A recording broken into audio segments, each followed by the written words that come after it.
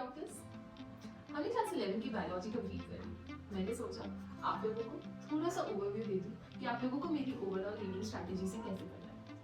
तो मैंने आप लोगों को अपनी इंट्रोडक्शन वीडियो में बताया था कि ये जो मेरी ओवरऑल रीडिंग स्ट्रैटेजी है वो मेरी 10 इयर्स की जर्नी का एक वन स्टॉप सोल्यूशन है। 10 साल पहले मैं भी नीट यूजी की तैयारी कर रही थी। मैंने नीट यूजी क्रैक किया, फिर मैंने एमबीबीएस किया, नीट पीजी भी निकाल लिया और मैं अपनी dream branch obstetrics and gynaecology में अपनी रेजिडेंसी इट इज अपना पोस्ट ग्रेजुएशन कर रही हूँ।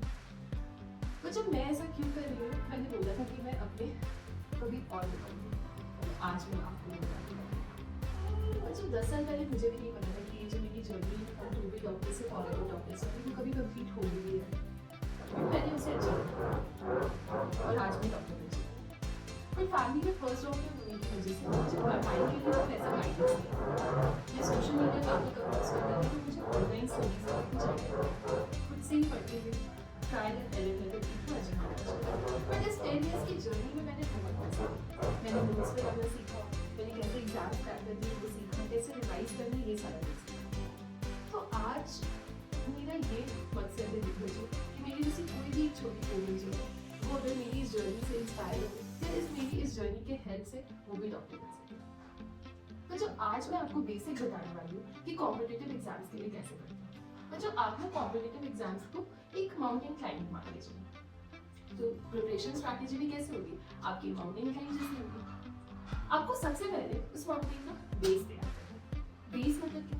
तो जब मैंने अपनी ORS सीरीज के थ्रू आपको NCERT एंड 37 इयर्स के प्रीवियस ईयर क्वेश्चंस बताए। इसका मतलब आपको फर्स्ट डे से पता है कि आपको इस चैप्टर से कितने क्वेश्चंस आने वाले हैं, NCERT की कौन सी लाइन इंपॉर्टेंट है। इनफैक्ट आपके पास फर्स्ट डे से नोट्स भी तैयार है, आपका बेस तैयार हो गया।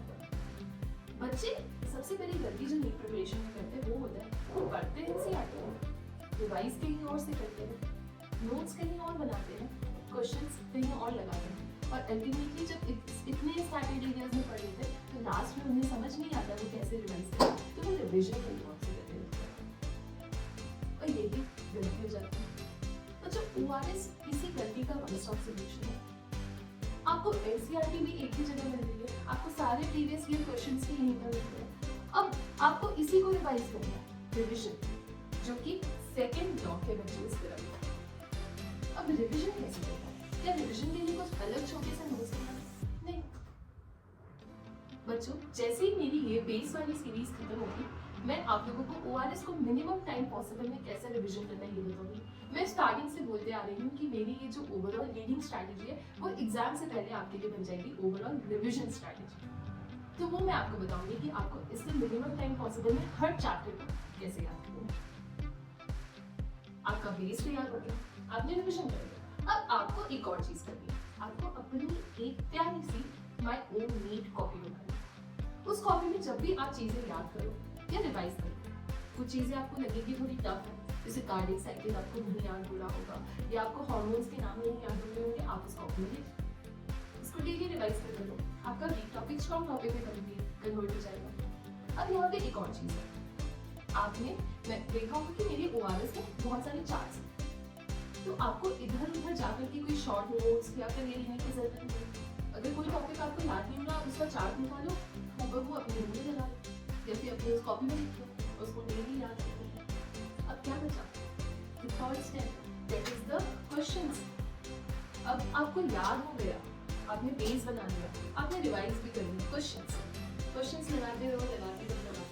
अब आपको पता चलेगा कि आपको कौन सी टॉपिक याद नहीं है। अब जो टॉपिक याद नहीं है अगेन वो टॉपिक को इम्पोर्टेंट मार्क करके अपनी वो प्यारी सी नीट की कॉपी में लिख लो।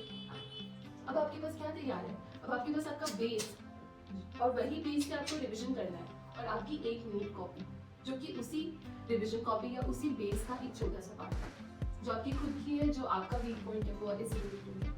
अब आपको क्या करना है? यही जो दो कॉपी तैयार हुई, इट इज जो आपकी ORS वाली कॉपी और ये आपकी अपनी नीट कॉपी, बार बार रिवाइज करें। आपको डॉक्टर बनने से कोई नहीं रोक सकता। बच्चों, अब आपको मेरी ORS मिलेगी कहाँ? अभी आपको मैं डिस्क्रिप्शन में टेलीग्राम लिंक डालूंगी, वहां से आप मेरे ORS के नोट्स डाउनलोड कर सकते हैं। ठीक है, अब आप यहाँ पे सोचोगे मैम क्या बायोलॉजी इतनी आसान है तो सभी डॉक्टर बन जाते हैं। बच्चों, मैं यहाँ पे बस एक बात बोल रही हूँ, 10 साल पहले मुझे नहीं पता था कि बायोलॉजी इतनी आसान है, डॉक्टर बनना आसान है। बट ये 10 इयर्स की जर्नी अगर आपका मोटिव क्लियर हो और फर्स्ट डे से आपकी स्ट्रैटेजी क्लियर हो, आप कुछ भी अचीव कर सकते हैं। मैंने किया है, आप भी कर लो। Let's begin this journey from to B